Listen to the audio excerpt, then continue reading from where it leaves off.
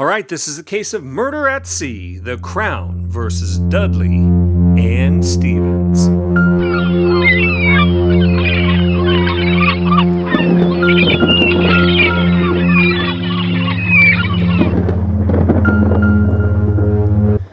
Hi, Attorney Steve Vondran here, and this is one of my favorite cases from law school in this episode of Attorney Steve's Video Case Briefs.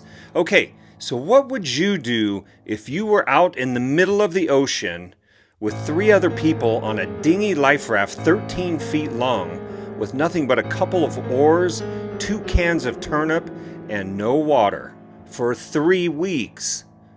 What could you do? What would you do? Let's take a look at the facts. Okay, so you have a buyer down in Sydney, Australia, and he wants to buy this 52-foot sailboat called the Mignonette. So he orders it up in Southampton, England, and they have to figure out a way to get it down to Sydney, Australia. So they find 4 gentlemen that will come and serve as deckhands on the boat and get the boat, drive it all the way down there to Sydney, Australia. As you can see, quite a trip. So they get 4 persons to hop on board and drive that baby down to Australia. There was Captain Dudley, Tom Dudley. There was Edwin Stephens, Edmund Brooks, and the 17-year-old deckhand Richard Parker, the cabin boy. The Mignonette set sail on May 19, 1884, and for weeks the sailing was phenomenal. However, on July 5th, a huge gale came in near the Cape of Good Hope. The captain gave the order, "Heave to! Heave to!" and he ordered the men down below the deck. Just then, a wave struck, and the boat sank in literally 5 minutes, 700 miles from the nearest island. The boat was capsized and essentially not salvageable. They were 700 miles from the nearest island, and ironically, they had washed up near the Cape of Good Hope, where they had hoped to be rescued, for if they were not rescued, they would all surely die.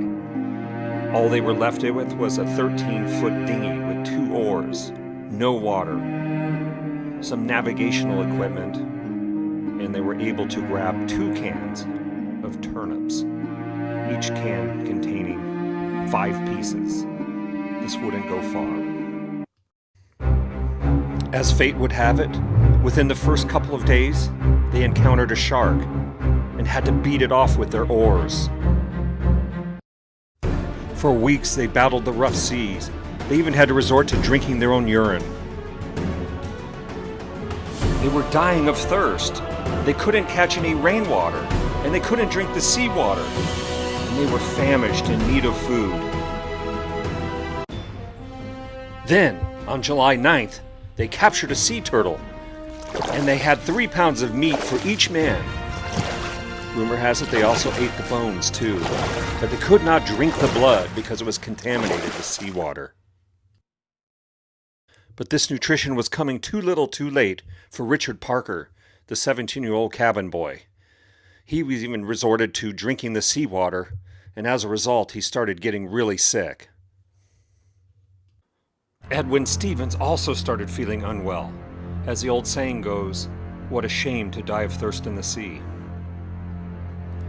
Around this time, Tom Dudley, the captain, Edwin Stephens, and Edmund Brooks started talking about drawing lots. Whoever would get the short lot would agree to be eaten so that the other would have a chance to live. Richard Parker, the 17-year-old cabin boy, was passing off into what they described as a coma around July 20th, 1884. It was reported that Edmund Brooks neither was for nor against drawing lots, but eventually they did not. Being that it looked like Parker was in a coma and dying, and given that Captain Dudley and Edwin Stephens Both had families at home that they wanted to see. They had hatched out a plan that they were going to kill Richard Parker. It is not clear whether Edmund Brooks agreed or disagreed with this position.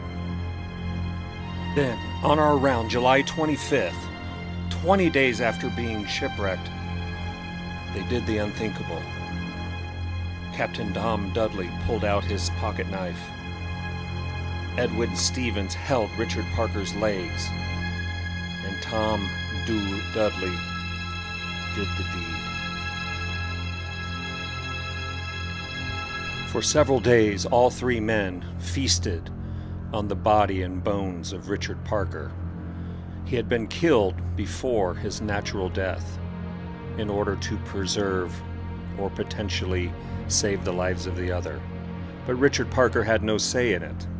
He did not agree to be killed. It is not clear that he was actually dying or dead. Maybe after 20 days at sea, he was dozing off. At any rate, Captain Dudley and Stephens wanted to get back home to their wives and families, and Edwin Brooks apparently went along and feasted as well. Several days later, on July 29th, the three men were rescued by a German rescue sailboat, and the men were returned to England. Once they got back, they were required to make certain statutory statements under the Merchant Shipping Act. Their position was that this was the law of the sea, that they had done nothing wrong, and they believed that they were protected by the customs of the sea.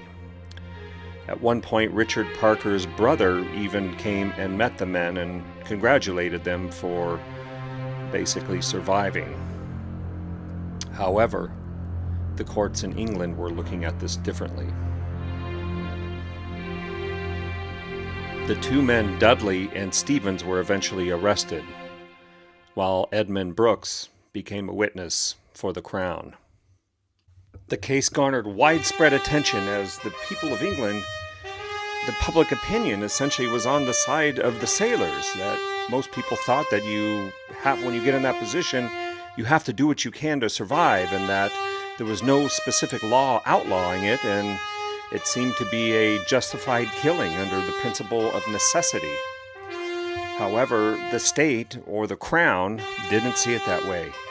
They stated that necessity is not a defense to murder under common law, ethics, or morality. And so this case really got me thinking, what would you do? What should you do? Can you kill someone just to preserve yourself? Can you steal a loaf of bread out of a car if you're hungry? If you were floating out on the Titanic and you fell into the water, can you push somebody off of your piece of wood so that you can survive? These were the kinds of questions that I had in mind, and the reason why I just absolutely knew I was going to love law school. And so at the end of the day, the justices handed down a conviction for murder, but they recommended leniency. At the end of the day, Stephens and Dudley got 6 months in prison. And my understanding was Dudley was a little bit upset about that because he truly thought he had done nothing wrong. But it really showed me just the power of common law, judge-made law, public opinion, jurisdiction, which courts had jurisdiction, why did they take them back to England when they were halfway down to Australia.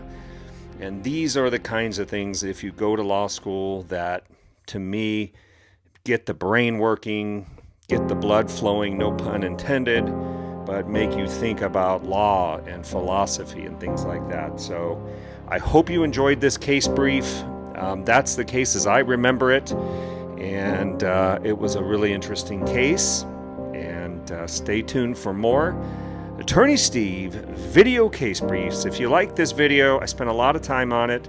Give me a thumbs up, give me a like, give me some comments. If you don't like it, tell me what I could have done better. Maybe I can go back and do it better next time. Other than that, feel free to share this video on your social media networks. And this is Attorney Steve out. Thanks a lot. To preserve one's life is, generally speaking, a duty. But it may be the plainest and the highest duty to sacrifice it. War is full of instances in which a man's duty not to live, but to die. The duty in case of a shipwreck, of a captain to his crew, of the crew to his passengers, of soldiers to women and children, as in the public noble case of Birkenhard. These duties impose on men the moral necessity, not of the preservation, but of the sacrifices of their lives for others, from which in no country, least of all, it is to be hoped, in England, will never shrink, as indeed they have not shrunk.